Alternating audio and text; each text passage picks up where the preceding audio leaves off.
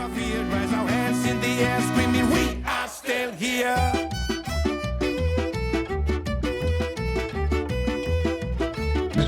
My name is Harry Corso. I grew up in Luxembourg. My parents, so I am 69 years old, so I've a certain age already, attained a certain age. My parents left Iran, they came from Iran to Luxembourg some 61 years ago. So I arrived here, I was a child. So I grew up in different cultures. My family, Iranian culture, and the society in which I grew up was Luxembourg, Europe. Then afterwards, I did my studies in Zurich, in Switzerland. I studied psychology, and especially more focused on educational psychology, clinical and educational psychology. And then I came back here in Luxembourg and started to work at the children village, SOS Children Villages. In general, in principle, I would say that the government approach towards different cultures and different associations representing different cultures in Luxembourg is very positive, because we live, and this is maybe the specific situation of Luxembourg. We live in a very multicultural society. We are in a very unique situation of living in a country where there are so many different nationalities that they come. So we are used, in a sense, to live together. In a sense, we are even forced to live together. And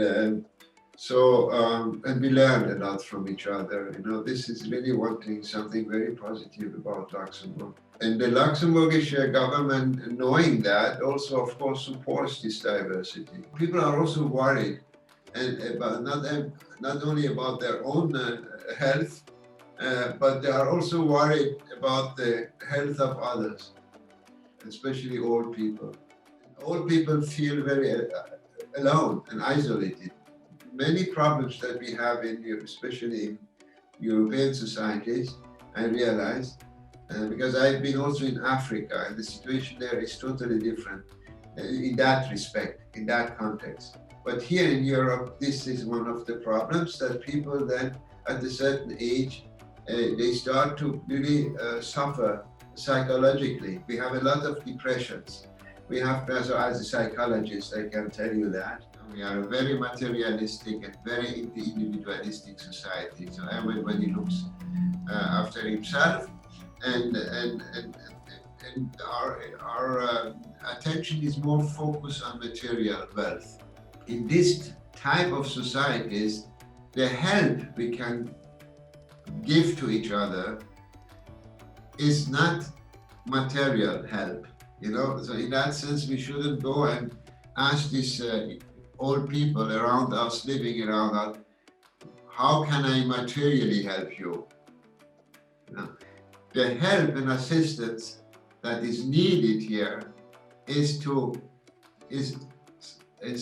emotional, or I would even call it spiritual help. What people need is that they feel that they are part, that they belong to a larger human community. This pandemic, with this virus crisis, this is the environment. The crisis that we are is much bigger than this one, and without an international collaboration, it would be impossible to solve this problem. We should learn to avoid everything that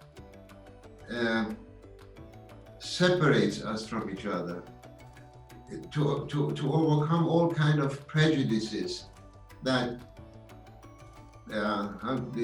disconnect people from another, to overcome, for instance, racism, nationalism, all this kind of ideologies that some people are still following, but they create divisions.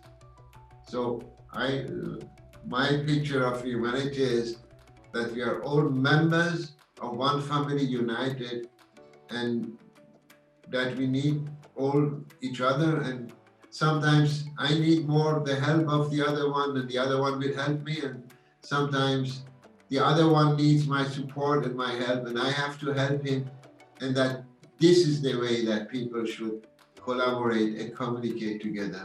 We all need each other.